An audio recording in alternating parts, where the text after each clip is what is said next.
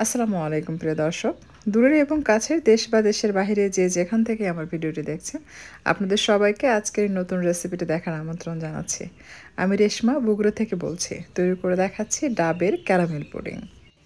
এই পুডিং বানাতে প্রয়োজন হবে ডাবের শাঁস আর সেই সাথে লাগবে ডাবের পানি। আমি এখানে 2 কাপ ডাবের পানি দিয়েছি। আর তাতে অ্যাড করে দিচ্ছি গুঁড়া দুধ 1 কাপের কম অর্থাৎ 3/4 কাপ। সব কিছু একসাথে ব্লেন্ডারে ব্লেন্ড করে নিয়েছি। ব্লেন্ড করার পর এটার ঘনত্ব হবে ঠিক এরকম। আলাদা একটি মিক্সিং বলে আমি 4টি ডিম এবং কোয়ার্টার টিস্পুনের মতো লবণ আর সাথে ফ্লেভারের জন্য দিয়ে দিচ্ছি ভ্যানিলা এসেন্স। এতে করে ডিমের গন্ধ চলে যাবে। আর মিষ্টির জন্য আমি এখানে কনডেন্স মিল্ক এবং চিনি দিয়েছি। আপনি চাইলে দুটো যে কোনো একটি মিক্স করে এগ পুডিং বানিয়ে নিতে পারবেন। শুধু চিনি দিয়েও বানাতে পারবেন, আবার শুধু কনডেন্স মিল্ক দিয়েও মিক্স করে বানিয়ে নিতে পারবেন। কনডেন্স মিল্ক দিলে এটা অনেক বেশি রিচ হয় আর খেতে আরও বেশি মজা লাগে। সব কিছু একসাথে মিক্স করা হয়ে গেলে এই পর্যায়ে অ্যাড করে দিতে হবে ডাবের মিশ্রণ, অর্থাৎ ডাবের পানি, ডাবের শাঁস এবং গুঁড়া দুধ একসাথে মিক্স করে যে ব্লেন্ড করেছিলাম সেটা দিয়ে খুব ভালোভাবে মিশিয়ে নিচ্ছে।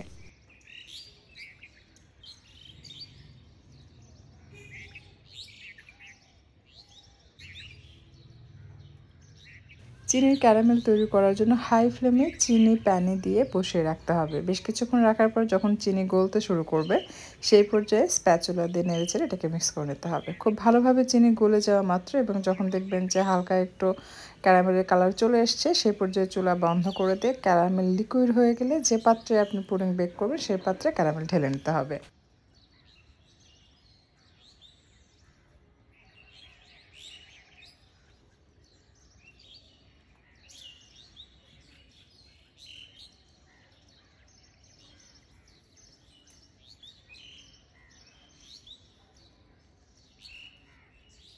উপর দিয়ে সামান্য নারিকেলের গুঁড়া ছিটিয়ে দিচ্ছি। ক্যারামেল গরম থাকতে এই কাজটি করে নিতে হবে। ঠান্ডা হয়ে যাওয়া মাত্র অ্যাড করে দিতে হবে পুডিংয়ের মিশ্রণ। আমি ছেঁকে নিয়ে নিচ্ছি।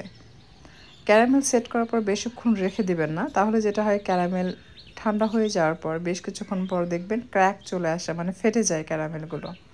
সো এটা সাথে সাথে করতে হয়। আমি এটা ওভেনে বেক করব 180°C তাপমাত্রায় প্রায় 1 ঘন্টার মতো আমি এটাকে বেক করেছি। তো ওভেনের যে ট্রে থাকে তাতে গরম পানি দিয়ে এপিঠটা নিচের তাকে দিয়ে আমি এটা ওভেনে বেক করেছি। আপনি চাইলে মাঝের তাকে দিয়ে বেক করতে পারবেন, তাহলে উপরে হালকা একটু কালার আসে।